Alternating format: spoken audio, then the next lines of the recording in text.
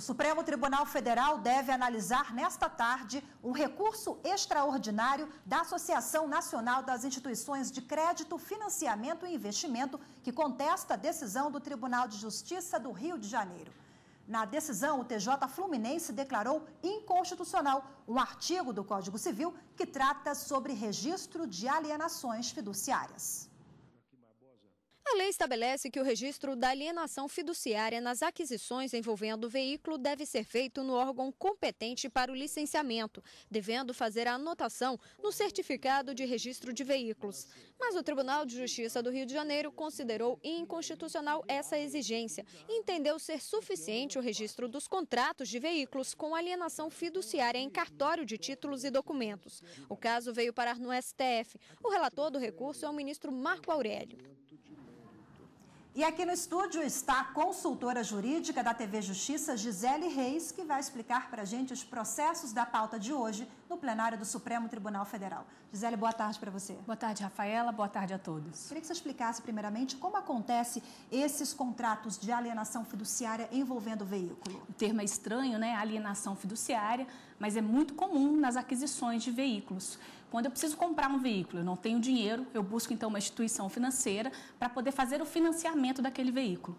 Então, a alienação fiduciária acontece quando a instituição financeira empresta o dinheiro para a aquisição do automóvel e aquele bem que foi adquirido, aquele carro, ele fica como garantia da dívida.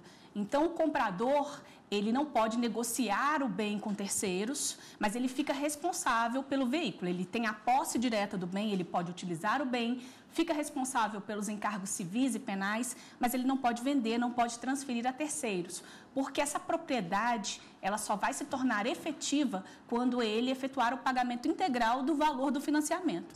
É isso. É uma espécie de leasing, né? O carro é da concessionária ou da empresa até o pagamento. É semelhante ao leasing. Existem algumas diferenças, mas tanto o leasing como a alienação fiduciária, elas são utilizadas, né, nas aquisições de veículos que são feitas por financiamentos. Agora, esse não é o único processo sobre alienação fiduciária que está na pauta do Supremo hoje. Ao todo, quantos envolvem essa temática? Realmente não é o único. Nós temos ao todo 3 processos. Um é um recurso extraordinário com repercussão geral reconhecida. Os outros 2 são 2 ações diretas de inconstitucionalidade. Então, como envolvem o mesmo tema e é bem provável, existe uma previsão de que, ao serem chamados para julgamento, esse julgamento seja em conjunto. Agora, existe uma portaria do Detran sobre esse assunto, né, que pode ser analisado hoje. Que portaria é essa, o que diz? Existe, sim. Inclusive, este recurso extraordinário com repercussão geral reconhecida, ele traz em si também acerca da constitucionalidade dessa portaria do Detran. E por qual razão? Porque o Detran entendeu que basta o registro desse tipo de contrato feito, que envolve alienação fiduciária no que diz respeito a veículos, basta essa anotação feita no próprio Detran, no certificado de registro do veículo. Então, inclusive, como exigência dos documentos necessários para que seja feita esse tipo de anotação, ele dispensou a obrigatoriedade de se apresentar o registro feito no cartório de títulos e documentos.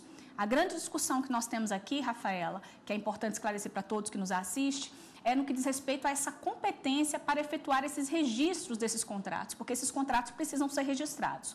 O Código Civil estabelece que esse registro, quando envolve veículo, tem que ser feito junto à entidade, ao departamento responsável pelo licenciamento do veículo. E os notários, os oficiais de registro, entendem que isso acaba ofendendo a Constituição Federal, porque caberia aos cartórios extrajudiciais, aqueles que são responsáveis pelos registros de títulos e documentos, a formalização desse tipo de registro. Uma decisão que pode afetar, então, milhares de motoristas aí, esse processo, né, Gisele? É verdade. E o plenário do Supremo Tribunal Federal também deve continuar, nesta tarde, o julgamento de um recurso extraordinário apresentado por um servidor da Câmara Municipal de Franco da Rocha, no interior de São Paulo. Ele contesta a decisão do Tribunal de Justiça do Estado, que negou a aposentadoria proporcional dele. No No recurso, o servidor público afirma que na data em que fez o pedido de aposentadoria, a lei garantia um salário proporcional ao tempo de serviço, sem observar o cumprimento de 10 anos de efetivo exercício como servidor municipal de Franco da Rocha. O pedido foi negado pelo presidente da Câmara Municipal, que alega que o homem ocupava cargo comissionado e que trabalhou por apenas 8 meses no cargo e que esse direito é concedido apenas para servidores efetivos. O caso já começou a ser discutido pelo STF.